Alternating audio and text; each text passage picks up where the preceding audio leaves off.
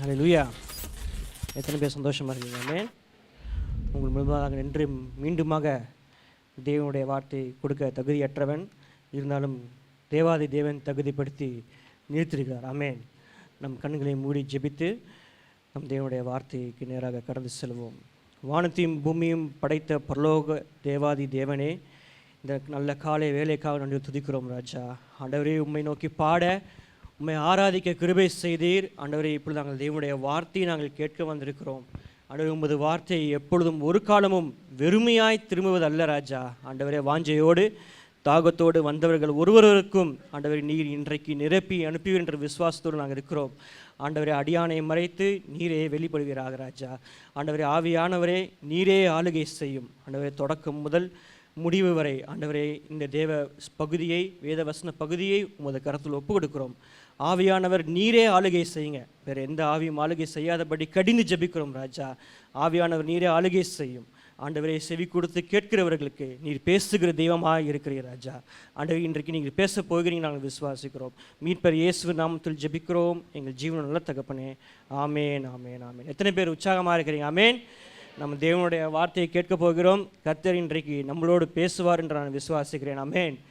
ஏசாயா எழுதின புஸ்தகம் 46வது அதிகாரம் 3-4 வசனங்களை வாசிப்போம். இந்த மாதம் வாக்குத்தத்தத்துக்கு நேராக திருப்பிக் கொள்வோம்.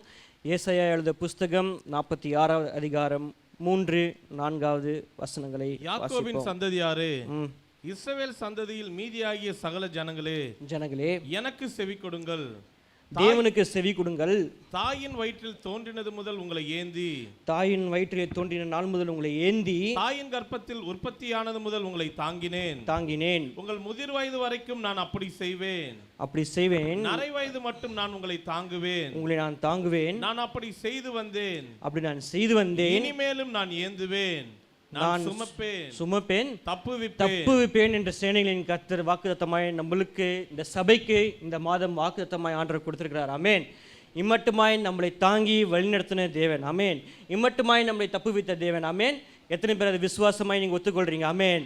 தேவன் மற்றும் நம் வாழ்க்கையில் இல்லாமல் இருந்திருந்தால் நாம் என்றைக்கோ மறித்திருப்போம். ஆனால் கர்த்தரே நம்மளை சுமந்து, நம்மளை தாங்கி, நம்மளை தப்புவித்து, நம்மளை ஏந்தி இம்மட்டுமாய் நம்மளை வழிநடத்தி வருகிறார். ஆமென்.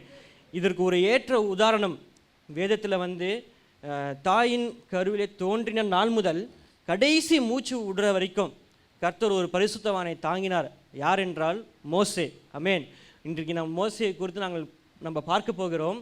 யாத்ராகமத்தின் புஸ்தகம் 2வது அதிகாரம் 8வது வசனத்தை வாசிப்போம். அதற்கு பார்வோனுடைய குமாரத்தி அழைத்து கொண்டு வா என்றால், இந்த பெண் போய் பிள்ளையின் தாயையே அழைத்து கொண்டு வந்தாள். இது அநேருக்கும் தெரிந்த ஒரு சம்பவம் தான். மோசே பிறக்கும் பொழுதே பார்வோனுடைய அரண்மனையிலேருந்து ஒரு ஆர்டர் வருது. என்ன ஆர்டர் அப்படின்னா, முதல் பிள்ளை, ஆண் பிள்ளை எல்லாரும் என்ன பண்ண வேண்டும்? சங்காரிக்கப்பட வேண்டும் என்ற ஒரு கட்டளை பிறப்பிக்கப்பட்ட உடனே மோசே என்ன பண்ணுறாங்கன்னா, மோசே அவங்க அம்மா நாணல் பெட்டியில் என்ன பண்ணுறாங்க? மோசேவை நைல் நதியில் விடுறாங்க. விட்ட உடனே மோசே கரெக்டாக எங்கே போகிறாரு பார்த்தீங்கன்னா, இந்த 9வது வசனம் திருப்பி வாசிப்போம், 8வது வசனத்தை வாசிப்போம். அதற்கு பார்வோனுடைய குமாரத்தி கிட்ட இந்த நாணல் பெட்டி ஆடுறது போய் சேருகிறது. சேர்ந்தவுடன் மோசேவுடைய அக்கா, அவர் பேர் என்னன்னா மிரியாம் அந்த குமாரத்திட்ட என்ன கேட்குறார் என்றால், அழைத்து கொண்டு வருவான். என்ன கேட்குறா அப்படின்னா, இந்த சிறு குழந்தையா இருக்குதே, சிறு குழந்தைக்கு என்ன வேணும்? பால் ஊட்ட வேண்டும். அப்போது நான் எகிப்தியரில் எதனா ஒரு தாய் ஊட்டுற ஒரு பெண்ணை நான் என்ன பண்ணட்டுமா, அழைத்து கொண்டு வரட்டுமா அப்படின்னு பார்வோனுடைய குமாரத்தி கேட்கும் பொழுது அவர் என்ன சொல்லுகிறாள் அப்படின்றத பார்ப்போம். பார்வோனுடைய குமாரத்தி அவளை நோக்கி, நீ இந்த பிள்ளையை எடுத்துக்கொண்டு போய் அதை எனக்கு வளர்த்து கொடு அப்படின்னு யாருக்கிட்ட சொல்கிறா அப்படின்னா, மோசேவோட தாய்கிட்டே சொல்கிறா. ஆமேன். இந்த சத்தியம் எத்தனை பேருக்கு புரிகிறது? ஆமேன்.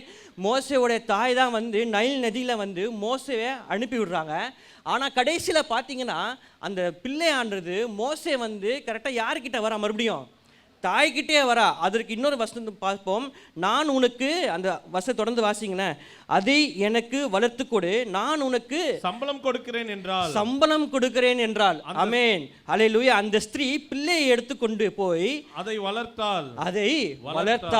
அந்த பிள்ளை என்று சொல்லுகிற பிள்ளை யார் என்றால் அது மோசே. ஆமென். அது ஸ்திரீன் என்று சொல்லுகிறது மோசேவுடைய தாய். ஆமென். நம்ம கையிலேருந்து எது நம்ம கையிலேருந்து விட்டு போனது என்று நம்ம நினைக்கிறோமோ, கர்த்தருக்கு ஒரு திட்டம் உண்டு. ஆமென். இன்றைக்கு கூட ஜெபத்தை ஆரம்பிக்கும் பொழுது ஜெபராஜ் பிரதர் அதான் சொன்னார், ஆண்டவரே உங்கள் நோக்கத்திற்கு நாங்கள் என்ன பண்ணுகிறோம், எங்களை ஒப்பு கொடுக்கிறோம். ஆராதனை வேலையிலையும் மேகி நடத்தும் போது கூட என்ன சொன்னாங்க அப்படின்னா, கர்த்தரே உமது நோக்கத்திற்கு எங்களை ஒப்பு கொடுக்கிறோம் ராஜா. எல்லா காலத்துக்கும் ஒரு நோக்கம் உண்டு. ஆமென். இன்றைக்கு மோசே கர்த்தர் தப்பு வைத்தார் என்றால், மோசேக்கு ஒரு பெரிய நோக்கத்தை கர்த்தர் வைத்திருந்தார். அவன் தெரிந்து கொள்ளப்பட்டவனாக இருந்தான். எதற்காக என்றால், இஸ்ரவேல் ஜனங்களை எகிப்தில் இருந்து வழி நடத்துவதற்கு கர்த்தர் மோசே என்ன பண்ணார்னா, தாயின் வயிற்றிலே இருக்கும் பொழுதே மோசையை தெரிந்து கொண்டார். ஆமென். நம்மளையும் கர்த்தர் இன்றைக்கு தெரிந்து கொண்டார் என்றால், மோசையை காப்பாற்றினார், நம்மளையும் காப்பாற்றினார். மோசையை தாங்கினார், நம்மளையும் கர்த்தர் தாங்கிறார். எல்லாவற்றையும் கர்த்தர் மோசைக்கு செய்ததற்கு ஒரு காரணம் உண்டு, ஒரு நோக்கம் உண்டு. அந்த நோக்கம் நம்ம வாழ்க்கையிலும் நிறைய வேண்டும் என்றால், நாம் கர்த்தரை சந்திக்கிறவர்களாக இருக்க வேண்டும். ஆமென். மேகி ஆராதனை வேளையிலே சொன்னது போல, நாம் முகமுகமாய் தேவனை சந்திக்கிற அனுபவம் இருக்க வேண்டும். வேதத்திலே பார்த்தீர்கள் என்றால், மோசேக்கு மாத்திரம்தான் அடிக்கடி தேவனோடு ஒரு உறவாடுகிற ஒரு ரிலேஷன்ஷிப், ஒரு ஐக்கியம் இருந்தது. நம்ம பாஸ்டர் கூட அடிக்கடி சொல்லுவாங்க, நம்மளுக்கும் தேவனுக்கும் நமக்கும் பரலோகத்திற்கும் ஒரு நல்ல ஒரு ஐக்கியம் என்ன பண்ண வேண்டும், எப்பொழுதும் காணப்பட வேண்டும். ஆமென். நல்ல ஒரு ஐக்கியம் காணப்பட வேண்டும் என்றால், நம் தேவனோடு சஞ்சிருக்கிறவர்களாக இருக்க வேண்டும், தேவனை சந்திக்கிறவர்களாக இருக்க வேண்டும், அவருடைய முகத்தை காண்கிறவர்களாக இருக்க வேண்டும். ஹல்லேலூயா, ஹல்லேலூயா. எத்தனை பேருக்கு இந்த சத்தியம் புரிகிறது? ஆமென். மோசே பார்த்தீங்க அப்படின்னா, அவன் தாயின் கருவில் உருவான நாள் முதல் கர்த்தர் அவனை தாங்கினார். அது மாத்திரம் அல்ல, நம்ம எப்போ ரட்சிக்கப்பட்டோம் அப்படின்னு கேட்டிங்கன்னா, ஒரு 15லேருந்து 25 வயசு சொல்லுவோமா? நம்ம தேவனை பற்றி எப்போ ஆழமாக நம்ம அறிகிறோம் அப்படின்னு கேட்டிங்கன்னா, எல்லாமே ஒரு 15லேருந்து 25 வயசு இதுக்குள்ளே நம்ம சொல்லுவோம். ஆனால் நாம் நடக்க ஆரம்பிக்கிறதுக்கு முன்பதாகவே கர்த்தர் நம்மோடு கூட நடக்க ஆரம்பித்தார். ஹல்லேலூயா. நம்ம ரட்சிக்கப்பட்டது ஒரு 20 வயசாக இருக்கலாம், நம்ம ஞானசாதனம் எடுத்தது ஒரு 20 வயசாக இருக்கலாம். ஆனால் கர்த்தர் நம்மோடு கூட எப்போ தாங்க ஆரம்பித்தார் என்றால், நம் வாயிலே சொற்கள் உருவாக ஆரம்பிக்கிறதுக்கு நாள் முன்பதாகவே, ஆமென், நாம் நடக்க ஆரம்பிக்கிறதுக்கு கற்றுக்கொள்றதுக்கு முன்பதாகவே கர்த்தர் நம்மளோடு கூட நடக்க ஆரம்பித்தார். ஹல்லேலூயா. அதற்கு முன்பதாகவே கர்த்தர் நம்மளை தோள் மீது சுமந்து நம்மளை இம்மட்டுமாய் வழிநடத்தி வந்துகிற தேவனாக இருக்கிறார். ஹல்லேலூயா. மோசே என்பவன் பார்வோனுடைய கையிலே மரித்திருக்க வேண்டும், நைல் நதியிலே மரித்திருக்க வேண்டும். அதுதான் சாத்தானுடைய திட்டமாக இருந்தது. அதே போல இன்றைக்கு நம்மளுக்கும் சத்துரு வைத்த திட்டம் என்னவென்றால், இந்த உலகத்தின் கையிலே மாண்டு போயிருக்க வேண்டும்.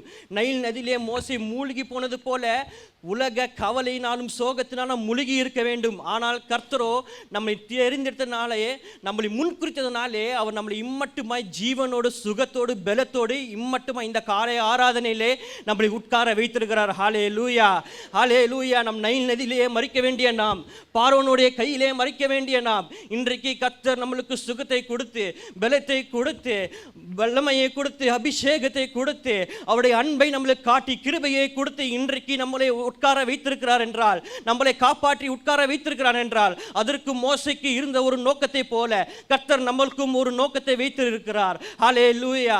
மோசே பார்த்தீங்கன்னா, பைபிள்லேயே ஒரு பெரிய ஒரு முக்கியமான ஒரு பரிசுத்தவான். ஆமென். இன்னும் சொல்ல போனால் விஐபி அப்படின்னு அர்த்தம், வெரி இம்பார்ட்டன்ட் பர்சன். நம்மளும் அப்படிதான், நம்மளும் ஒரு விஐபி தான். பக்கத்தில் இருக்கிற ஆளை பார்த்து சொல்லுங்களேன், நீங்களும் ஒரு விஐபி தான். உற்சாகமாக சொல்லுங்களேன், நீங்களும் ஒரு விஐபி தான். ரொம்ப முக்கியமான நபர். ஆமென். ரொம்ப முக்கியமான நபர். ஏன் அப்படின்னா, கர்த்தர் நம்மளை ரத்தத்தை சிந்தி நம்மளை சபையாக தெரிந்து கொண்டு இந்த காலை வேளையிலே நம்மளை அமர வைத்திருக்கிறார். ஹல்லேலூயா. எத்தனை பேருக்கு அந்த ஒரு நிச்சயம் இருக்கிறது? ரட்சிக்கப்பட்டவர்களுக்கும் ரட்சிக்கப்படாதவர்களுக்கும் கிறிஸ்தவர்களும் கிறிஸ்து அல்லாதவர்களும் என்ன வித்தியாசம் தெரியுமா? கர்த்தர் நம்மளை ரட்சித்தார், அவர் உயிர்த்தெழுந்தார், அந்த ஒரு நிச்சயம் நம்மளுக்கு உண்டு. ஆமென். அநேகருக்கு அந்த நிச்சயம் இல்லை. ஆனால் நமக்கோ, அவரை நேசிக்கிற நமக்கோ, அவரை விசுவாசிக்கிற நமக்கு, அவர் மேல் நம்பிக்கை இருக்கிற நம்மளுக்கு அந்த ஒரு நிச்சயம் உண்டு. என்ன நிச்சயம்? கர்த்தர் வந்தார், நமக்காக மரித்தார், 3ஆம் நாள் உயிரோடு எழுந்த தேவனாக இருக்கிறார். ஹல்லேலூயா. நம்மளுக்கு ஒரு நோக்கத்தை வைத்திருக்கிறார். அந்த நோக்கத்தை நாம் அடைய வேண்டும் என்றால், மோசேயை போல நீங்கள் அடிக்கடி தேவனை சந்திக்கிற அனுபவம் இருக்க வேண்டும். ஹல்லேலூயா, ஹல்லேலூயா. அடுத்து அல்லேலூயா. நம் தேவனை சந்திக்கும் பொழுது கர்த்தர் நம்மளுக்கு என்னென்ன காரியங்களை வைத்திருக்கிறாரோ அத்தனை காரியங்களையும் நம்மளுக்கு கைக்கூடி வர கிருபை செய்வார். அல்லேலூயா. அப்படி இன்னொரு விஷயம் பார்த்தீங்கன்னா, அந்த எந்த இடத்துல மோசேயோட தாய்க்கு சம்பளம் வருது அப்படின்னா, எந்த இடத்துல மோசேயும் அவர் குடும்பத்தையும் கொலை செய்ய எண்ணினார்களோ அதே இடத்தில் இருந்துதான் கர்த்தர் அவர் தாய்க்கு ஒரு சம்பளத்தை கொடுக்க கர்த்தர் உதவி செய்தார். ஹல்லேலூயா. நீங்கள் எந்த இடத்திலே ஒடுக்கப்படுகிறீர்களோ, நீங்கள் எந்த இடத்திலே உங்களுக்கு விரோதமாக ஜனங்கள் எழும்பி நிந்தையை அனுபவிக்கிறீங்களோ அதே இடத்திலே தேவன் உங்களுக்கு ஒரு கூலியை கர்த்தர் கொடுப்பார். ஹல்லேலூயா. நீங்கள் தேவனை அடிக்கடி சந்திக்கும் பொழுது, மோசேயை போல் நீங்கள் பரிசுத்தமாய் நீங்கள் வாழும் பொழுது, நீங்கள் கர்த்தருக்காக வைராக்கியமாய் நிற்கும் பொழுது உங்களுக்கு வர வேண்டிய கூலியை கர்த்தர் சத்ருவின் கையில் இருந்தே உங்களுக்கு கர்த்தர் கொடுப்பார். ஹல்லேலூயா. அப்படி இல்லை என்றால் நம்மளுக்கு எதற்கும் கவலைப்பட தேவையில்லை. ஏனென்றால் பரத்தில் இருந்து நம்மளுக்கு கூலி நிச்சயமாக கண்டிப்பாக வரும். ஹல்லேலூயா. ஏனென்றால் இம்மட்டுமாய் நம்மை தாங்கி வந்த தேவனுக்கு இனிமேலும் தாங்க அவர் போதுமான தேவனாக இருக்கிறார். இம்மட்டுமாய் நம்மளை வழிநடத்தின தேவன் இனியும் நம்மளுக்கு கூலிகளை கொடுத்து சம்பளங்களை கொடுத்து நம்மளை ஆசீர்வதிக்கிற தேவனாக இருக்கிறார். ஹல்லேலூயா. நீ அறியாததும் உனக்கு எட்டாததுமான பெரிய காரியங்களை செய்த தேவன். ஹல்லேலூயா. எவ்வளவு ஒரு வல்லமையான தேவன் பார்த்தீங்களா? மோசே அந்த யாத்ராகமம் 2ஆம் அதிகாரம் 2வது வசனத்தை வாசிப்போமா? தேவன் எவ்வளவு வல்லமை உள்ள தேவன் என்று அறிந்து கொள்ள முடியும். கர்ப்பவதியாகி, அந்த ஸ்திரீனா மோசேயோட தாய் கர்ப்பவதியாகி ஒரு ஆண் பிள்ளையை பெற்று அது அழகுள்ளது என்று கண்டு அதை 3 மாதம் ஒளித்து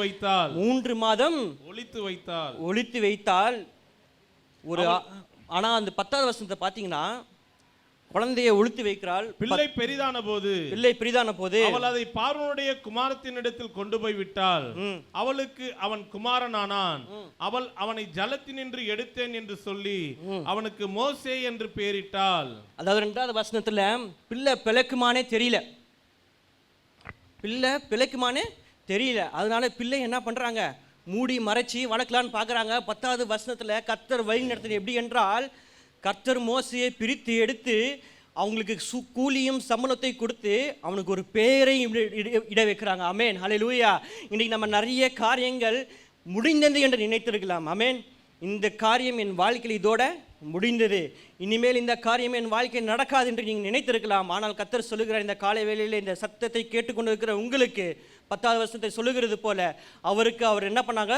பெயரிட்டார்கள். அது மாதிரி உங்களுடைய காரியங்களுக்கு கர்த்தர் ஒரு புதிய துவக்கத்தை கொடுத்து ஒரு புதிய நாமத்தை கொடுக்கிற தேவனாக இருக்கிறார். ஹல்லேலூயா.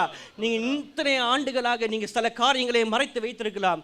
இத்தனை ஆண்டுகளாக சில ஆசீர்வாதங்கள் உங்களுக்கு மறைக்கப்பட்டதாக இருக்கலாம். ஆனால் 10வது வசனத்திலே சத்ருவின் கைக்கு தப்பு வைத்து சத்ருவின் மூலமாகவே மோசே அரண்மனையிலே வளர்க்கப்படுகிறான். அவனுக்கு ஒரு புதிய நாமமும் அவனுக்கு தரிக்கப்படுகிறது. ஹல்லேலூயா.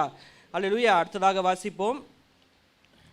1 சாமுவேல் 7ஆம் அதிகாரம் 2ஆம் வசனத்தை வாசிப்போம்.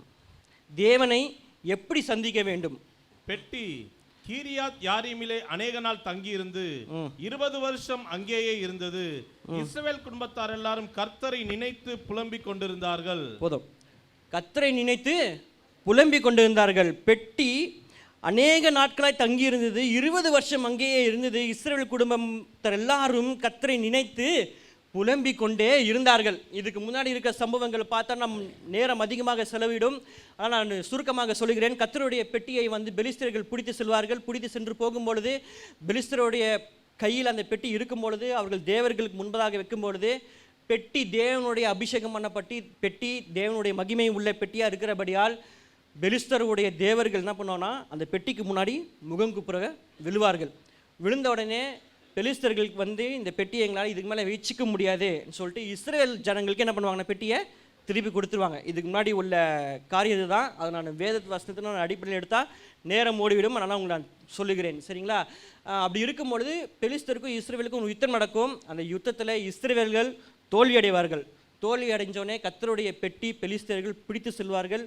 பிடித்து சென்றவுடன் அவங்க பெலிஸ்தருடைய தேவர்களுக்கு முன்பாக கர்த்தருடைய பெட்டியை வைப்பாங்க. கர்த்தருடைய பெட்டியை வச்ச உடனே பெலிஸ்தருடைய தேவர்கள்லாம் பாலை கீழே என்ன பண்ணுவோன்னா கர்த்தருடைய பெட்டிக்கு முன்னாடி விழுந்துனாங்க. என்ன பண்ணுவாங்கன்னா, இந்த பெட்டி இனிமேல் இங்கே இருக்கிறது நல்லதில்லை அப்படின்னு கண்டு என்ன பண்ணுவாங்கன்னா இஸ்ரவேல் ஜனங்களுக்கு என்ன பண்ணுவாங்கன்னா பெட்டியை கொடுத்துருவாங்க. இப்போ இங்கே என்ன ஒரு சத்தியம் அப்படின்றால், பெட்டி பெலிஸ்தர் கையில் இருக்கும் பொழுது அற்புதங்களும் அடையாளங்கள்னா என்னது நடந்தது. சத்ருவுடைய கையில் இருக்கும்போது கர்த்தருடைய பெட்டி சத்ருவின் கையில் இருக்குது. அப்போ பார்த்தீங்கன்னா அற்புதங்கள் அடையாளம் என்ன பண்ணுது, நடக்குது. அங்கே யாரும் ஜெபம் பண்ணல, யாரும் ஆராதிக்கலை, யாரும் உபவாசம் பண்ணல, எதுவும் பண்ணல. ஆனால் சத்ருவுடைய எல்லையில் கர்த்தருடைய பெட்டி இருக்கும் பொழுது அங்கே அற்புதங்களும் அடையாளங்களும் நடந்தது. ஆனால் 2வது வசனத்தில் பார்த்தீங்கன்னா 20 வருஷமாக பெட்டி இஸ்ரேல் ஜனங்கிட்ட இருக்குது. ஆனால் அவர்கள் என்ன பண்ணுறாங்கன்னா கர்த்தரை நினைத்து புலம்பிக் கொண்டே இருக்கிறார்கள். இன்றைக்கு நம்மளுக்கும் ரட்சிக்கப்பட்டு பல ஆண்டுகளாகுது. சபை ஆரம்பித்து 23 ஆண்டுகளாகுது. சிலர் 23 வருஷமாக நம்ம சபைக்கு வரவங்க இருக்கிறீங்க. சிலர் ரட்சிக்கப்பட்டு 30-40 வருஷமாக இருக்கிறீங்க. சிலர் ரட்சிக்கப்பட்டு 10 வருஷமாக இருக்கிறீங்க. நம்மளுக்கு ஆண்டவர் அநேக வாக்கு தத்தங்களை கொடுத்துருக்கிறார். கர்த்தருடைய பெட்டி அங்கே தான் இருந்தது. அதே போல் நம்மளுக்கும் இங்கே வேத வசனம் கையில் தான் இருக்குது. நம்மளுக்கு வாக்கு தத்தங்கள் அநேக கொடுக்கப்படுகிறது.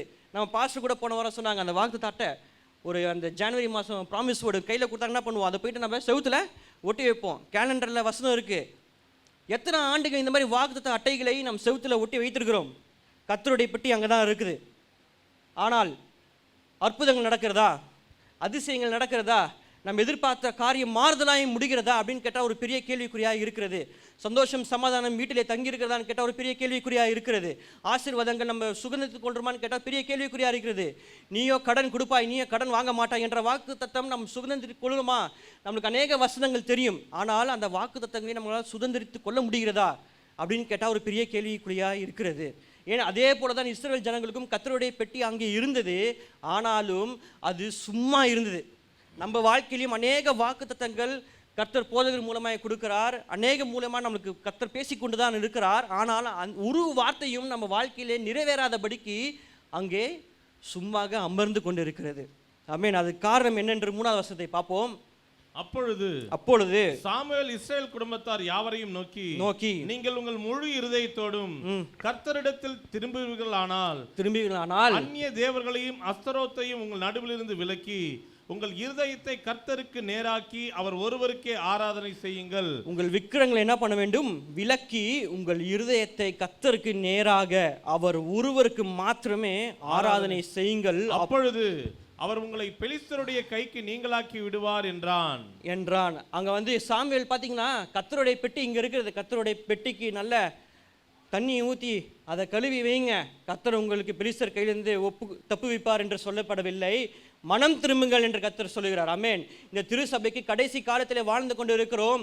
அநேக நேரம் நம்ம போதகரையா கூட சொல்றாங்க, சபைக்கு என்ன பண்ணுங்க, நேரத்துக்கு வாருங்கள் அப்படின்னு சொல்றாங்க. நம்ம ஆண்டவரை சந்திக்க வருகிறோம் என்று சொல்லுகிற நாம், கர்த்தரை நேசிக்கிறோம் என்று சொல்லுகிற நாம், வாரத்துக்கு ஒரு நாள் வருகிற நாம் எவ்வளவு நேரம் கர்த்தருக்கு செலவிடு செய்கிறோம். ஆமென். மனம் திரும்புகிறோமா? எத்தனையோ வாக்குத்தத்தங்களை கேட்டும் அதை சுதந்திரித்து கொள்ளாமல் அசதியாய் இருந்து கொண்டு இருக்கிறோமே. நம் தேவனுடைய வாக்குத்தத்தங்களை சுதந்திரித்து கொள்ளாமல், ஆசீர்வாதங்களை சுதந்திரித்து கொள்ளாமல் அசதியாய் இருக்கிறோமே. அது காரணம் என்னவென்றால் மனம் திரும்பாமல் இருக்கிறோம். ஆமென். பார்வோனுடைய இருதயம் கடினமாக இருந்தது. அதுபோல இன்றைக்கு விசுவாசிகளுடைய இருதயம் எப்படி இருக்கின்றால் அது கடினமாக இருக்கிறது. காலம் கடைசியாக இருக்கிறது. நம்ம பரலோக வருகையின் நாட்களே வாழ்ந்து கொண்டு இருக்கிறோம். நாம் தேவனுடைய வருகையிலே செல்ல வேண்டும் என்றால் மனம் திரும்ப வேண்டும். ஆமென். மனம் திரும்பி அடுத்த வசனத்தை வாசிப்போம். 4வது வசனத்தை. அப்பொழுது இஸ்ரவேல் புத்திரர் பாகால்களையும் அஸ்தரோத்தையும் விலக்கிவிட்டு அவர்கள் சாமுவேலுடைய பேச்சு என்ன பண்றாங்கன்னா கீழ்ப்படுகிறார்கள். ஆமென். இன்றைக்கு நம்மளும் போதகருடைய பேச்சுக்கு, போதகர் சொல்லுகிற போதனைக்கு கீழ்ப்படுகிறோமா? நம் வேத வசனத்துக்கு கீழ்ப்படுகிறோமா? தேவன் அநேக முறை நம்ம சபையோடு குணங்களை பற்றி பேசியிருக்கிறார், சுவாபங்களை பற்றி பேசியிருக்கிறார். நம்ம சுவாபங்களை மாற்றி இருக்கிறோமா? நம் குணாதிசயங்களை மாற்றி இருக்கிறோமா? தேவனுக்காக நாம் என்ன செய்தோம்? ஊழியம் செய்ய வேண்டும் என்று சொல்லுகிறோம், ஊழியம் செய்ய வேண்டும் என்று போதிக்கப்படுகிறது. ஆனாலும் நம்மளால் ஊழியம் செய்ய முடிகிறதா? நம்மளை படைத்த தேவன், நம்மளை இம்மட்டுமாய் தாங்கி வழி நடத்தின தேவனுக்கு நாம் என்னத்தை செய்தோம்? நாம் என்ன ஊழியங்களை செய்தோம்? கர்த்தரை நேசிக்கிறோம் என்று சொல்லுகிற நாம் கர்த்தருக்காக நாம் என்ன செய்தோம்? இந்த காலை வேளையில் கர்த்தர் உங்களோடு கூட பேசிக்கொண்டு நான் விசுவாசிக்கிறேன். நம் ஆண்டவருக்காக ஏதனா ஒரு காரியத்தை நாம் செய்ய வேண்டும். அவருக்காக நாம் கீழ்ப்படுகிறவர்களாக இருக்க வேண்டும். ஜனங்கள் சாமுவேலுடைய பேச்சு கீழ்ப்படிந்தார்கள். பின்பு நடக்குதுன்னு பார்ப்போம். இஸ்ரவேல் புத்திரர் பாகால்களையும் அஸ்தரோத்தையும் விலக்கிவிட்டு கர்த்தர் ஒருவருக்கு ஆராதனை செய்தார்கள். கர்த்தர் ஒருவருக்கு என்ன பண்ணாங்க? ஆராதனை செய்தார்கள். பின்பு சாமுவேல், நான் உங்களுக்காக கர்த்தரை மன்றாடும்படிக்கு இஸ்ரவேல் எல்லாரையும் மிஸ்பாவிலே கூட்டுங்கள் என்றான். மிஸ்பாவிலே கூட்டுங்கள் என்றான். மிஸ்பா என்றது ஒரு இடம். அது என்ன ஒரு இடம் என்றால், இஸ்ரவேல் ஜனங்கள் கூடி வந்து மனம் திரும்பி உபவாசித்து தேவனுக்கு ஒருவருக்கு மாத்திரமே ஆராதனையை செலுத்தி கர்த்தருக்கு நேராக மன்றாடின ஒரு இடம். ஆமென். எத்தனை பேருக்கு சத்தியம் புரிகிறது? அல்லேலூயா, அல்லேலூயா. இன்றைக்கு உங்களுடைய மிஸ்பா எதுவாக இருக்கிறது? இன்றைக்கு நம் சபைக்கு வந்திருக்கிறோம். வார நாட்களில் சபைகள் திறந்திருக்கிறது. காலை முதல் இரவு வரைக்கும் சபை திறந்திருக்கிறது. நம்மளுடைய மிஸ்பா எதுவாக இருக்கிறது? வேலைக்கு செல்கிறோம், மற்ற காரியங்களை நாம் சரியாக பார்க்கிறோம். ஆனால் நம்ம மிஸ்பாவுக்கு எவ்வளோ ஃப்ரீக்வெண்ட்டாக நம்ம வரோம், எவ்வளோ சீக்கிரமாக நம்ம மிஸ்பாவுக்கு வருகிறோம். மிஸ்பான்ற ஒரு தேவ ஆலயமாக இருக்கலாம். சிலர் உங்கள் வீட்டில் ஒரு கட்டில் பக்கத்தில் ஒரு இடத்த நீங்கள் ஒதுக்கி வைத்து நீங்கள் ஜெபம் பண்ணுற இடமா இருக்கலாம். சிலர் வீட்டில் ஜெப அறை கட்டியிருக்கலாம். அது உங்களுக்கு ஒரு மிஸ்பாவாக இருக்கலாம். நீங்கள் மிஸ்பா ஆகிய இடத்திற்கு எவ்வளோ ஃப்ரீக்வெண்ட்டாக நீங்கள் செல்கிறீங்க, எவ்வளோ ஃப்ரீக்வெண்ட்டாக நீங்கள் போகிறீங்க. கர்த்தரை ஆராதிக்கும்படி, கர்த்தருக்கு உபவாசம் செலுத்தும்படி, மனம் திருந்தி மனது உருகி கர்த்தரிடத்தில் ஜெபிக்க நாம் கடமைப்பட்டிருக்கிறோம். அமேன், அமேன், ஹல்லேலூயா. 10வது வசனத்தை வாசிப்போம். சாமுவேல் சர்வங்க தகன பலியை செலுத்துகையில் பெலிஸ்தர் இஸ்ரவேல் மேல் யுத்தம் பண்ண நெருங்கினார்கள். பெலிஸ்தர் யுத்தம் பண்ண நெருங்கினார்கள். 20 வருஷம் சும்மா இருந்தாங்க. பெலிஸ்தர் யுத்தம் பண்ண வரவே இல்லை. கர்த்தருடைய பெட்டி அங்கே தான் இருந்தது. 20 வருஷமா என்ன பண்ணாங்க? பெலிஸ்தர் இஸ்ரேல் ஜனங்களுக்கு எதிராக யுத்தம் பண்ண வரவே இல்லை. இவங்க போயிட்டு மிஸ்பாவில் ஆராதிக்கலான்னு போகிறாங்க. அப்போ வராங்க கிளம்பி என்னன்ட்டு யுத்தம் பண்ண. நீங்கள் கேள்விப்பட்டாங்க, முன்னாடி வசனம் வாசிங்கன்னா தெரியும். அவர்கள் கேள்விப்பட்டு, இவர்கள் ஆராதிக்கிறதை கேள்விப்பட்டு என்ன பண்ணுறாங்கன்னா பெலிஸ்தியர்கள் யுத்தம் பண்ண நெருங்குகிறார்கள். அங்கே வசனம் தெளிவாக சொல்லுகிறது. இஸ்ரவேல் ஜனங்கள் அதை கண்டு பயந்தார்கள். கர்த்தர் மகா பெரிய முழக்கத்துடன் பெலிஸ்தர் மேல் அந்நாளிலே முழங்க பண்ணி என்னத்து முழங்க பண்ணார் அப்படின்னா இடி முழக்கங்களை முழங்க பண்ணார். ஹல்லேலூயா.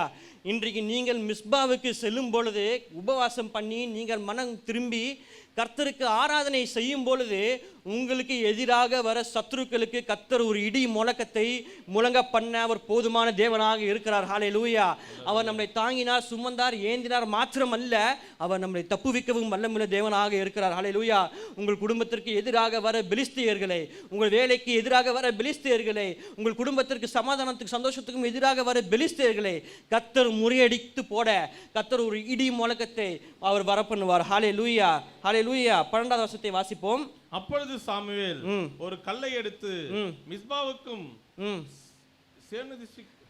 சேனுக்கும் நடுவாக நிறுத்தி இம்மட்டும் கர்த்தர் எங்களுக்கு உதவி செய்தார் என்று சொல்லி அதற்கு எபனேசர் என்று பெயரிட்டான். கர்த்தர் நம்மளுக்கு இம்மட்டுமாய் உதவி செய்தார் என்று சொல்லி அதற்கு எபினேசர் என்று பெயரிட்டான். ஆமென். கர்த்தர் உங்க வாழ்க்கையில எபினேசராக இருக்க வேண்டும் என்றால் நீங்கள் மிஸ்பா ஆகிய இடத்திற்கு வந்து உபவாசித்து மனம் திரும்பி நீங்கள் ஜெபம் செய்யும் பொழுது, மனதுருகி ஜெபம் செய்யும் பொழுது, கர்த்தரை மாத்திரம் நீங்கள் ஆராதிக்கும் பொழுது கர்த்தர் உங்களுக்கு எபினேசராகவே இருப்பார். ஹல்லேலூயா. எபினேசர் கர்த்தர் இம்மட்டுமாய் நம்மளை வழிநடத்தின தேவன், இம்மட்டுமாய் நம்மளை தூக்கி எடுத்த தேவன், நமக்கு நல்லவராக இருந்தார். ஹல்லேலூயா. மனிதர்கள் நம்மளுக்கு எபினேசராக இருக்க முடியாது. நம்முடைய வேலை நம்மளுக்கு எபினேசராக இருக்க முடியாது. இந்த சபை போதகர் நம்மளுக்கு எபினேசராக இருக்க முடியாது. நம்மளுக்கு எபினேசராக இருக்கிற ஒரே ஒரு தேவன், வானத்தையும் பூமியும் படைத்த தேவாதி தேவன், ஆண்டவராக இயேசு கிறிஸ்துவாக இருக்கிறார். ஹல்லேலூயா. அவர் உங்களுக்கு நல்ல எபினேசரா இருந்த அடுத்த வசனத்துல பார்க்கிறோம். இந்த பிரகாரம் பெலிஸ்தர் அப்புறம் இஸ்ரவேலின் எல்லையில் வராதபடிக்கு தாழ்த்தப்பட்டார்கள். எல்லைக்கு வராதபடிக்கு தாழ்த்தப்பட்டார்கள். உங்க எல்லைக்குள் என்ன பண்ண முடியாது, அவர்கள் நெருங்கி வரலாம். அந்த வசனத்துல பார்க்கிறோம். பெலிஸ்தர் என்ன பண்ணாங்க? இஸ்ரவேல் ஜனங்களுக்கு விரோதமாக நெருங்கி வந்தார்கள். நெருங்கி வரலாம், ஆனால் அவங்க எல்லைக்குள்ள கர்த்தர் வர விட மாட்டார். ஹல்லேலூயா. ஏனென்றால் அவர் எபினேசராக இருக்கிறார், அவர் நல்ல தெய்வமாக இருக்கிறார். ஹல்லேலூயா. நீங்கள் ஒரு கல்லை நடுவதை சாட்சியாக சொல்வீர்கள். ஹல்லேலூயா. சாமுவேல் ஒரு கல்லை நட்டு அதற்கு எபினேசர் என்று பெயரிட்டது போல இந்த ஆண்டு நீங்கள் ஒரு கல்லை நட்டு எங்க குடும்பத்திற்கு கர்த்தர் இந்த அற்புதத்தை செய்தார் என்று வருஷம் முடியும் போது நீங்க சாட்சி சொல்வீங்க என்று நான் விசுவாசிக்கிறேன். ஆமென். அதற்கு நீங்க செய்ய வேண்டிய ஒரு காரியம் என்னவென்றால் மிஸ்பாவுக்கு திரும்பி செல்ல வேண்டும். ஹல்லேலூயா. மிஸ்பாவிலே இருந்து நீங்க மனம் திரும்பி கர்த்தரை நோக்கி மன்றாடி ஜெபிக்கும் பொழுது, உபவாசம் பண்ணும் பொழுது கர்த்தர் இடி முழக்கத்தோடு இறங்கி வந்து உங்க குடும்பத்திற்கும் உங்களுக்கும் நீங்க செய்கிற வேலைக்கும் நீங்க செய்கிற தொழிலுக்கும் கர்த்தர் எபினேசராக இருந்து உங்கள் பிள்ளைகளுக்கு நல்ல தெய்வமாக இருப்பார், உங்க குடும்பத்திற்கு நல்ல தெய்வமாக இருப்பார். ஹல்லேலூயா. அவர் வல்லமையுள்ள தேவன், அவர் பெரிய காரியங்களை செய்ய போதுமானவராக இருக்கிறார். ஹல்லேலூயா. அடுத்தபடியாக 1 சாமுவேல் 13வது அதிகாரம் 19வது வசனத்தை வாசிப்போம். எபிரேயர் பட்டயங்களை ஆகிலும் ஈட்டிகளை ஆகிலும் உண்டு பண்ணாதபடிக்கு பார்த்து கொள்ள வேண்டும் என்று பெலிஸ்தர் சொல்லியிருந்தபடியால் இஸ்ரவேல் தேசத்தில் எங்கும் ஒரு கொல்லன் அகப்படவில்லை. இல்லை, இஸ்ரவேல் யாவரும் அவரவர் தங்கள் கொழு விரும்புகளையும் தங்கள் மண்வெட்டிகளையும் தங்கள் கோடர்களையும் தங்கள் கனப்பாறைகளையும் தீட்டி கூர்மையாக்குறதற்கு பெலிஸ்தரிடத்திற்கு போக வேண்டியதாக இருந்தது. பெலிஸ்தரிடத்தில் போக வேண்டியதா இருக்கு. இந்த சம்பவத்திற்கு முன்னாடி அநேக வசனங்கள் இருக்கு, நான் சொல்ல விரும்புகிற நேரம் கடந்து செல்கிறது. இங்க என்ன நடக்குது அப்படின்னு பார்த்தீங்கன்னா, பெலிஸ்தருக்கும் இஸ்ரவேலுக்கும் தொடர்ந்து ஒரு யுத்தம் நடந்து கொண்டே இருக்கிறது. ஆமென்.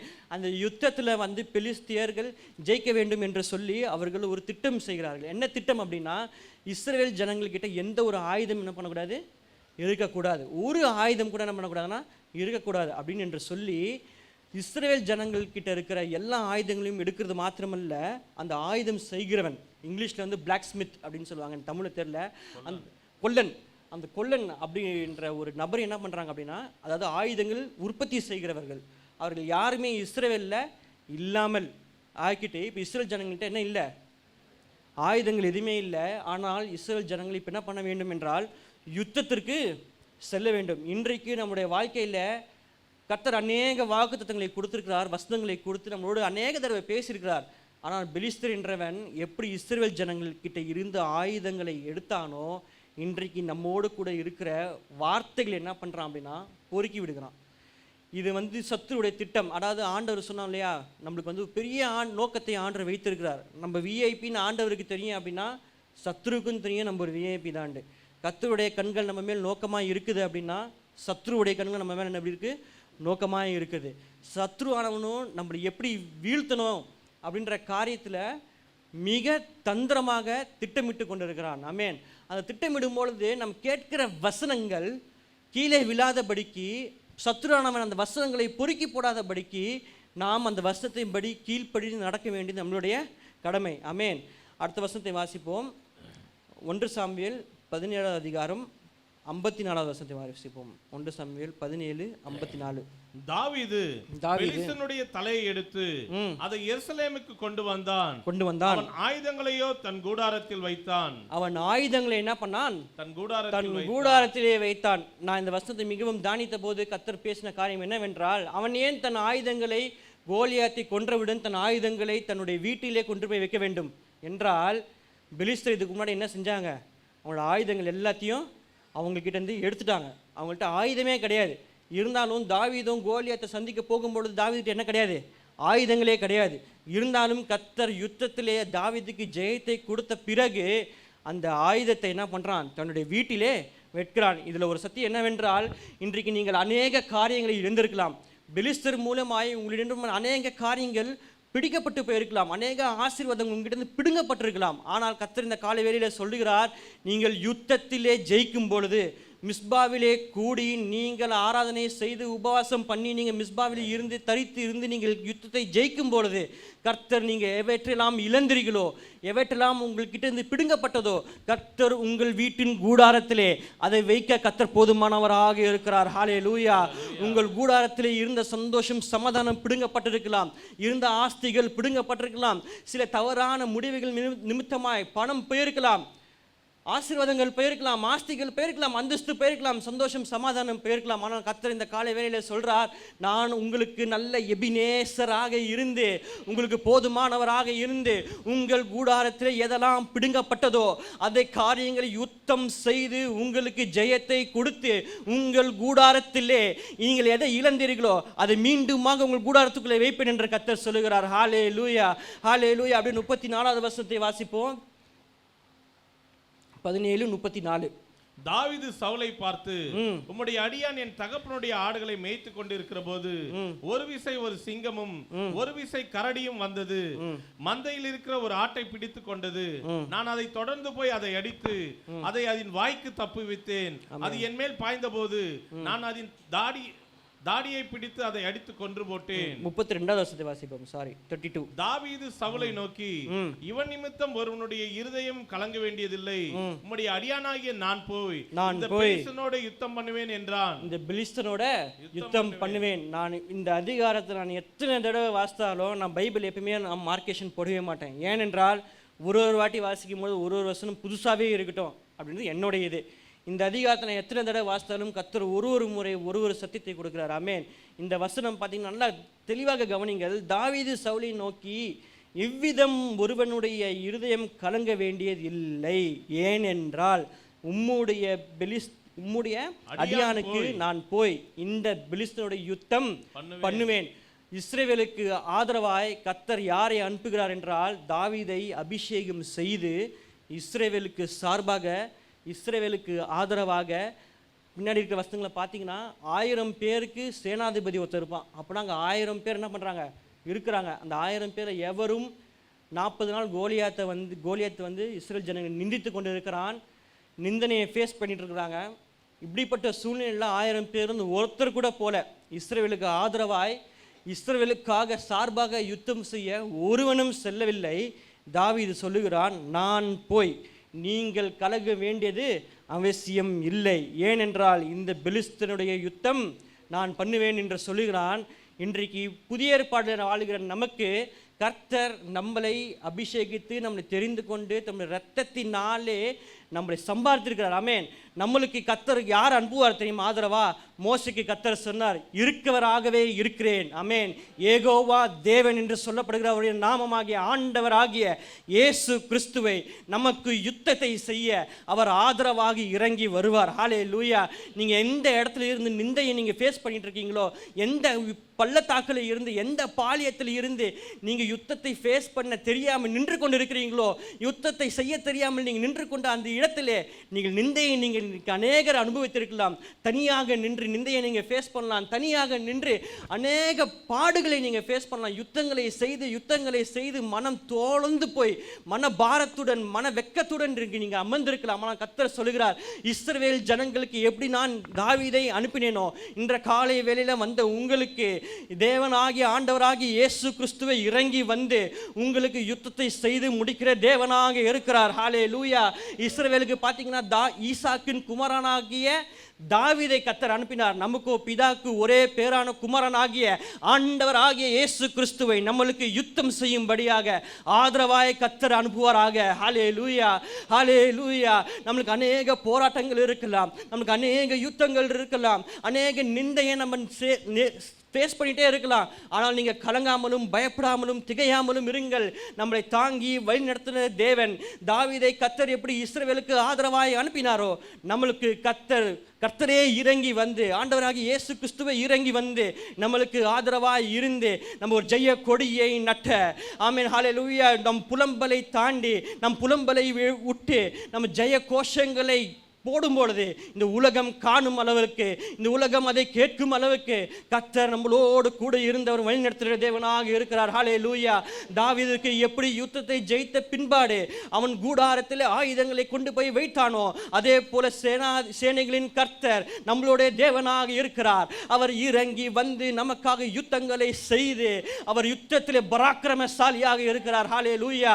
நமக்கு ஒரு தேற்றரவாளனை அனுப்புவேன் என்று சொன்னார். அந்த தேற்றரவாளன் இறங்கி வந்து நமக்கு யுத்தங்களை செய்து நம்மளுக்கு ஜெயத்தை கொடுத்து இழந்தவைகளை உங்கள் கூடாரத்திலே திருப்பி வைக்க கர்த்தர் நம்மளுக்கு போதுமானவராக இருக்கிறார்.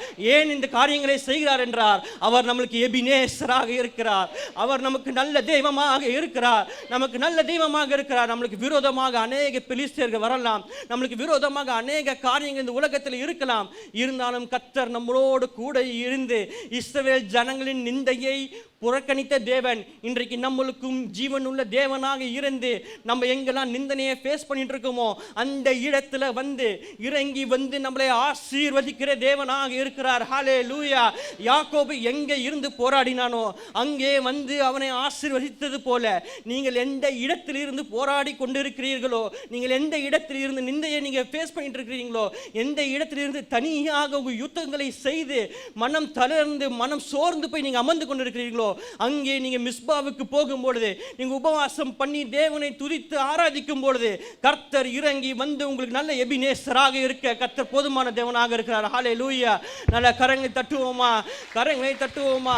அவர் இம்மட்டுமாய் நம்மளை வழிநடத்தின தேவன், நம்மளை காப்பாற்றி வழிநடத்தின தேவன். நம்ம மோசேயை தாங்கினார், இஸ்ரவேல் ஜனங்களை வழிநடத்தினார், ஜெயத்தை கொடுத்தார், வெற்றியை கொடுத்தார். நம்மளுடைய தேவன் இது வரைக்கும் ஒரு யுத்தத்தில் கூட தோற்ற தேவமே இல்லை. ஹல்லேலூயா. அப்பேற்பட்ட தேவன் நம்ம நம்ம கூட இருக்கும் பொழுது நமக்கும் தோல்வி என்பதே கிடையாது. ஹல்லேலூயா. நீங்கள் கையிட்டு செய்கிற காரியங்கள் கர்த்தர் மகிமையாய் வெற்றி சிறந்து செய்வாராக. ஹல்லேலூயா. நீங்கள் நம்ம ஆஸ்தியை தேடி போகாதபடிக்கு மிஸ்பாவுக்கு நீங்கள் வரும்பொழுது ஆஸ்தியும் நன்மையும் கிருபையும் உங்களை தொடர்ந்து வருவதாக. ஹல்லேலூயா. மிஸ்பாவாகிய இடத்தில் தேவன் இருக்கிறார். மிஸ்பாவாகிய இடத்தில் நாம் மனம் திரும்பி மனம் கசந்து உபவாசம் பண்ணி நாம் ஜெபிக்கும் பொழுது கர்த்தர் நம்மளுக்கு போதுமானவராக இருந்து இடி முழக்கங்களுடன் அவர் இறங்கி வருகிற தேவமாக இருக்கிறார். போன மாதம் பார்த்தோம், அருணோதயம் போல வேகமாக இறங்கி வருகிற தேவன். ஹல்லேலூயா. எசேக்கியா ராஜாவுக்கு இறங்கி வந்தார். எசேக்கியா ஃபாஸ்டிங் உபவாச கூட்டத்தில் நாங்கள் பார்த்தோம். எசேக்கியா ராஜாவுக்கு பெரிய ஒரு சேனை அவனுக்கு எதிராக வந்த பொழுது அவன் பாளையத்தில் இல்லாமல், பாளையத்தில் யுத்தம் நடக்கிறது, ஆனால் பாளையத்தில் அவன் இல்லை, தேவ ஆலயத்தில் அவன் காணப்பட்டான். தேவ ஆலயத்தில் தரித்திரனாக இருந்தான், மிஸ்பாவிலே தரித்திரனாக இருந்தான். அடுத்த நாள் காலையில் பார்க்கும் பொழுது லட்சாதிபதியான சேனைகள் சங்காரம் பண்ணுவதை அவன் கண்டான். ஆமே, அந்த வசனத்தை எடுத்து வாசிப்போமே. ஏசாயால இருக்கு. ஏசாயா எழுதின புஸ்தகம் 37வது அதிகாரம் 36வது வசனம். ஏசாயா 37:36. அப்பொழுது கர்த்தருடைய தூதன் புறப்பட்டு அசீரியரின் பாளையத்தில் 180,000 பேரை சங்கரித்தான். அதிகாலமே எழுந்திருக்கும் போது, இதுதான் முக்கியமான வார்த்தை. என்ன பண்ணும் பொழுது?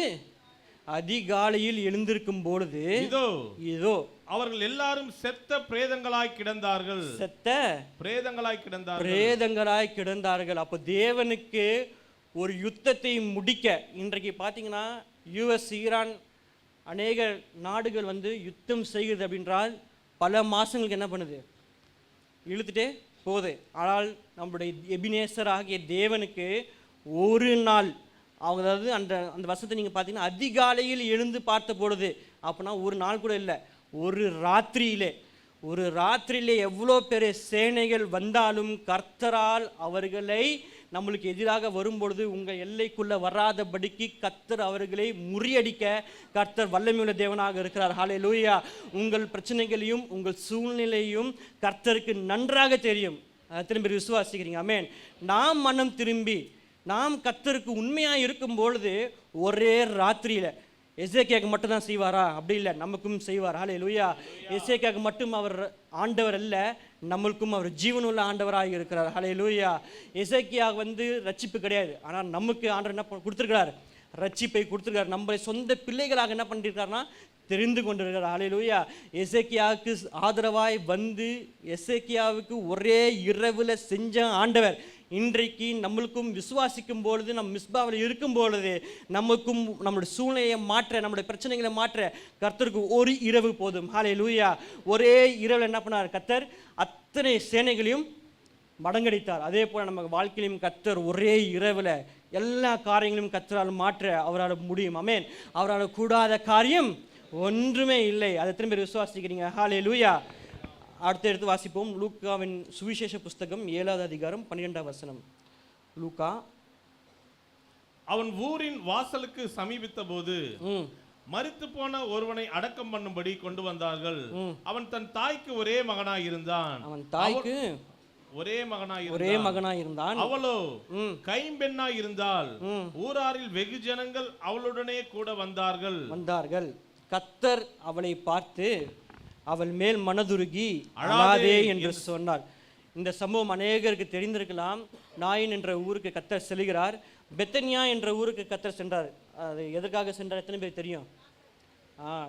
லாசருவை உயிரோடு எழுப்பும்படியாய் கர்த்தர் அங்கே சென்றார். பெத்தனியா ஊருக்கு சென்றார். ஆனால் நாயின் ஊருக்கு எதுக்கு செல்லுகிறார் அப்படின்றது அங்கே இருக்க சீஷர்களுக்கு என்ன பண்ணுது? யாருக்குமே தெரியாது. இந்த ஊருக்கு ஏன் வந்தார் அப்படின்றது யாருக்குமே தெரியாது. ஆனால் கர்த்தருக்கு தெரியும். ஆமென். அங்கே ஒரு விதவையை சந்திக்க கர்த்தர் அங்கே வருகிறார். ஹல்லேலூயா. அது தற்செயமாய் ஆண்டவர் ஒரு வசனம் இருக்கு, தற்செயலாய் நடக்கிறது ஒன்றுமே இல்லை, எல்லாவற்றுக்கும் ஒரு முகாந்திரம் உண்டு. அவர் வாழ்ந்தார், எல்லாவற்றையும் பிதாவுடைய சித்தத்தை என்ன பண்ணார்னா நிறைவேற்றினார். அப்போ இதுவும் ஒரு பிதாவுடைய சித்தம் தான். ஆமென். அன்றைக்கு நாயின் ஊரிலே அந்த விதவையை சந்திப்பது பிதாவுடைய சித்தமாக இருந்தது. ஆமென்.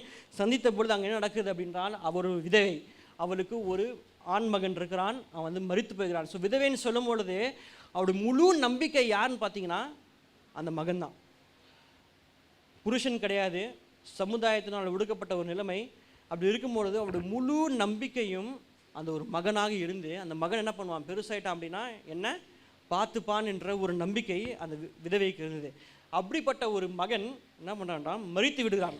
மருத்துவனே கர்த்தர் அவளை பார்த்து அவன் மேல் மனதுருகி அழாதே என்று சொல்லி கிட்ட வந்து பாடையை தொட்டார். அதை சுமந்தவர்கள் நின்றார்கள். இதுல ஒரு சத்தியம் இருக்கிறது என்னவென்றால், கர்த்தர் வந்து அந்த நாயின் ஊர் வாசல் படியில வந்து நிற்கிறார்கள் அப்படின்றால், அந்த காலத்துல கல்லறை எங்க இருக்கும் அப்படின்னு பார்த்தீங்கன்னா ஊருக்கு வெளியே இருக்கும்.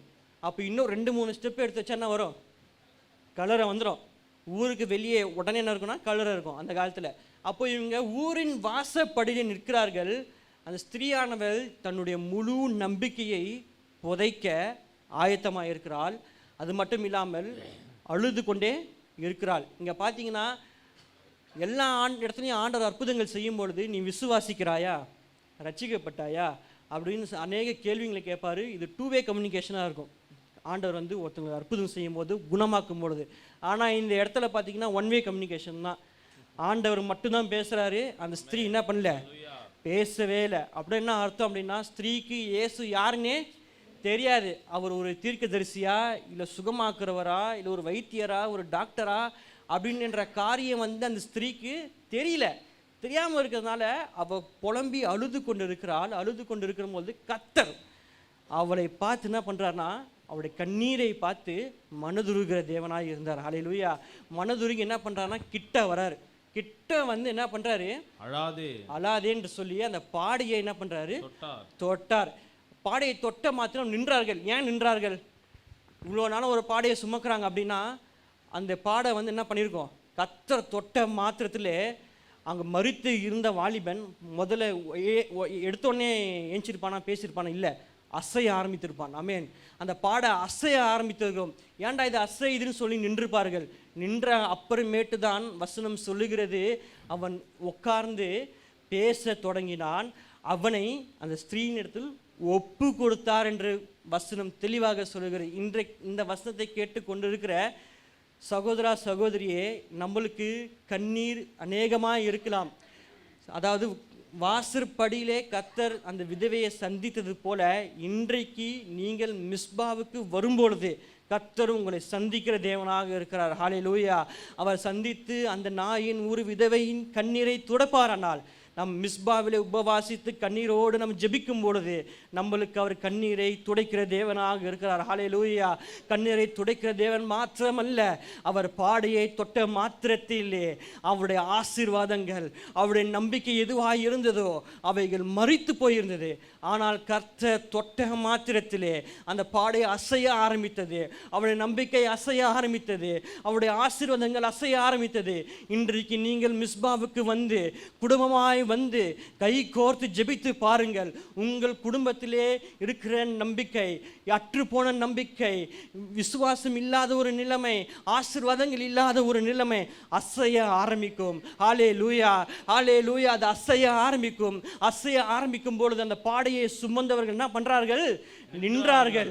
அவன் எழுந்து நின்று உட்கார்ந்து பேச ஆரம்பித்தவுடன் கர்த்தர் அந்த வாலிபனை ஸ்திரீனிடம் ஒப்பு கொடுத்தது போல உங்கள் நம்பிக்கை எதுவாக இருக்கிறதோ, உங்கள் ஆசீர்வாதங்களை, உங்கள் குடும்பத்திற்கு வந்து சேர வேண்டிய காரியங்களை உங்களுக்கு கர்த்தர் இந்த காலை வேளையிலே ஒப்பு கொடுக்க அவர் வல்லவருள்ள தேவனாக இருக்கிறார். ஹல்லேலூயா. பெலிஸ்தன் எதெல்லாம் உங்கள் இடத்தில் பிடுங்கி சென்றானோ, பெலிஸ்தன் உங்கள் இடத்துல உங்கள் குடும்பத்தில் இருந்து எதெல்லாம் பிடுங்கி சென்றானோ, நல்ல வேலைகள் இருந்திருக்கலாம், நல்ல தொழில் இருந்திருக்கலாம், கடன் இல்லாமல் இருந்திருக்கலாம், நல்ல சுகம் இருந்திருக்கலாம், அவற்றை எல்லாவற்றையும் பெலிஸ்தன் பிடுங்கி சென்றான் அல்லவா. நீங்கள் வந்து மிஸ்பாவிலே நீங்கள் கண்ணீர் சிந்தி நீங்கள் ஜெபிக்கும் பொழுது நாயின் ஊருக்கு விதவிக்கு இறங்கின ஆண்டவர், அவர் மனதுருகின ஆண்டவர், இன்றைக்கு உங்கள் கண்ணீருக்கு கர்த்தர் நிச்சயமாக இறங்கி ஒரு அற்புதத்தை செய்து உங்கள் நம்பிக்கை தளர்ந்து போகாதபடிக்கு, உங்கள் விசுவாசம் கைவிடாதபடிக்கு அவர் ஒரு அற்புதத்தையும் அடையாளையும் செய்ய அவர் போதுமான தேவனாக இருக்கிறார். அற்புதங்களையும் அடையாளையும் செய்து உங்கள் கைகளிலே அதை ஒப்பு கொடுப்பார். உங்கள் கூடாரத்திலே உள்ளதை வைப்பார். ஹல்லேலூயா. எப்படி தாவீது அந்த ஆயுதத்தை எடுத்துட்டு போய் கூடாரத்துக்குள்ளே வைத்தானோ அதுபோல கர்த்தர் நீங்கள் இழந்த காரியங்களை உங்கள் கையிலே கொடுத்து உங்கள் கூடாரத்திலே ஒப்பு கொடுப்பார். ஹல்லேலூயா. எத்தனை பேருக்கு இந்த சத்தியம் புரிகிறது? எத்தனை பேர் விசுவாசிக்கிறீங்க? விசுவாசிக்கிறவர் நம்பிக்கை வீண் போகாது. கர்த்தர் மேல் வைத்த நம்பிக்கை ஒரு நாளும் வீண் போகாது. அவர் நம்மளை ஆதரித்து இம்மட்டுமாய் தாங்கி சுமந்த தேவன் மாத்திரமல்ல, இருக்கிறவராகவே இருக்கிறேன் என்று சொல்லி உங்களுக்கு யெகோவா தேவனாக இருந்து உங்கள் கண்ணீரை மாற்றுகிற தேவனாக இருக்கிறார். ஹல்லேலூயா. உங்கள் கண்ணீரை காண்கிற தேவன்.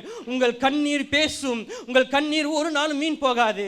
உங்களை பிள்ளைகளை குறித்ததான கண்ணீர், உங்கள் குடும்பத்தை குறித்ததான கண்ணீர் கர்த்தர் ஒரு நாளும் அது வீணாக்காதபடிக்கு கர்த்தர் நல்ல எபினேசராக இருந்து நல்ல தெய்வமாக இருந்து உங்களுக்கு வந்து சேர வேண்டிய ஆசீர்வாதங்களை கர்த்தர் உங்கள் கூடாரத்தில் வைத்து அந்த ஸ்திரீயின் இடத்துல எப்படி அந்த வாலிபனை ஒப்பு கொடுத்தாரோ கர்த்தர் உங்கள் கைகளிலே உங்கள் ஆசீர்வாதங்களை ஒப்பு கொடுப்பாராக. ஹல்லேலூயா. ஹல்லேலூயா. எழுந்து நின்று ஒரே ஒரு வசனத்தை வாசித்து நாம் ஜெபம் செய்வோமா? எழுந்து நின்றுப்போம்.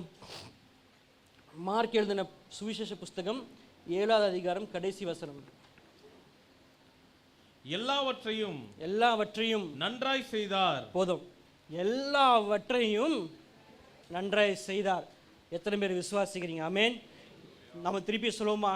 எல்லாவற்றையும் நன்றாய் செய்கிற தெய்வம். ஹல்லேலூயா. அவர் எப்போ செய்வார் என்று தெரியுமா?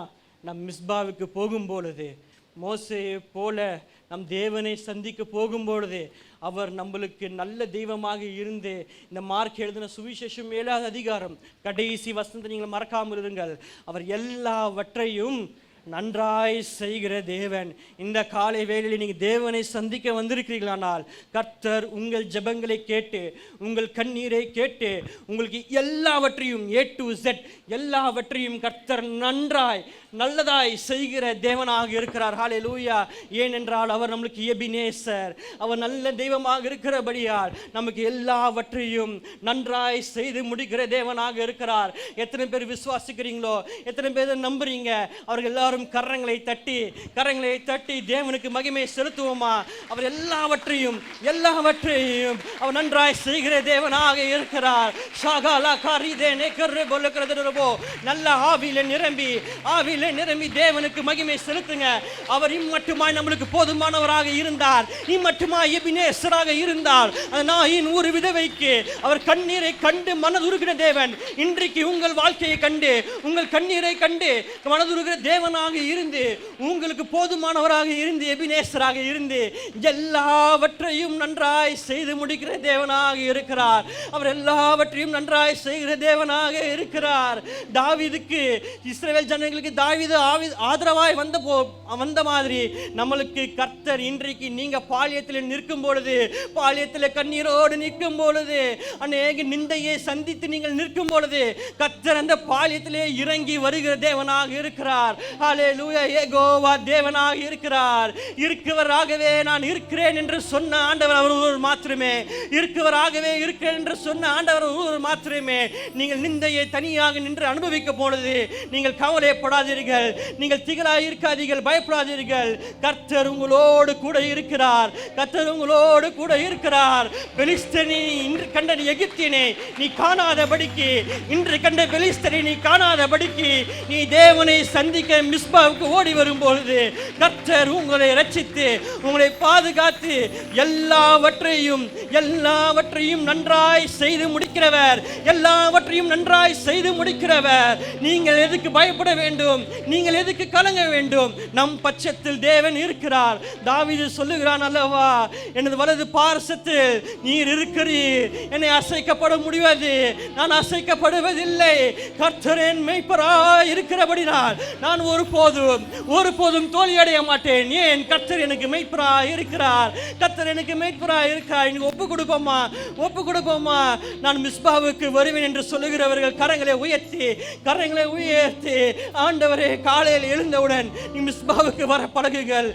தேவனை சந்திக்கும்படி வாருங்கள்.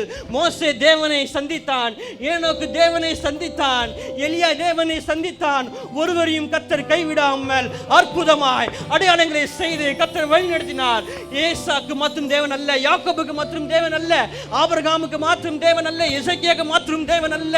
இன்றைக்கு நம்மளுக்கும் எபினேசராக இருந்து, நம்மளுக்கு போதுமானவராக இருந்து நம்மளுக்கு வழிநடத்துகிற தேவனாக இருக்கிறார். அவர் வழிநடத்துகிற தேவனாக இருக்கிறார். உங்கள் துக்கம் சந்தோஷமாய் மாறும். உங்கள் துக்கம் சந்தோஷமாய் மாறும். உங்கள் கவலைப்படுகிறது என்ன? கர்த்தர் நம்மோடு கூட இருக்கும் பொழுது யுத்தத்திலே தோல்வி இல்லை. யுத்தத்திலே தோல்வி இல்லை. எதை இழந்தீர்களோ உங்கள் கூடாரத்திலே கர்த்தர் அதை வைக்க அவர் போதுமானவராக இருக்கிறார். அவர் போதுமானவராக இருக்கிறார். அநேக குடும்பத்திலே சந்தோஷம் இல்லை, அநேக குடும்பத்தில் ஒரு சமாதானம் இல்லை, அநேக குடும்பத்தில் ஒரு தரித்திரம் இருக்கிறது. எகிப்தினுடைய தரித்திரம், எகிப்தினுடைய அடிமைத்தனத்தில் இருக்கிறீர்கள். ஆனால் கர்த்தர் சொல்லுகிறார், நீ மிஸ்பாவுக்கு ஓடிவா மகனே, மிஸ்பாவுக்கு ஓடிவா மகளே, நானே இறங்கி உங்களுக்கு யுத்தம் செய்வேன், நானே இறங்கி உங்களுக்கு யுத்தம் செய்வேன் என்று கர்த்தர் சொல்லுகிறார். நீங்கள் யுத்தத்திலே தோற்பதல்ல, யுத்தத்திலே நீங்கள் தோற்பதல்ல, நீங்கள் தேவனுடைய பிள்ளைகளாய் இருந்து வெற்றி ஜெயமாய் ஆண்டவர் உங்களை வெற்றிகர செய்வாராக. ஹல்லேலூயா, ஹல்லேலூயா. தேவனுக்கே மகிமை உண்டாவதாக. ஆமென்.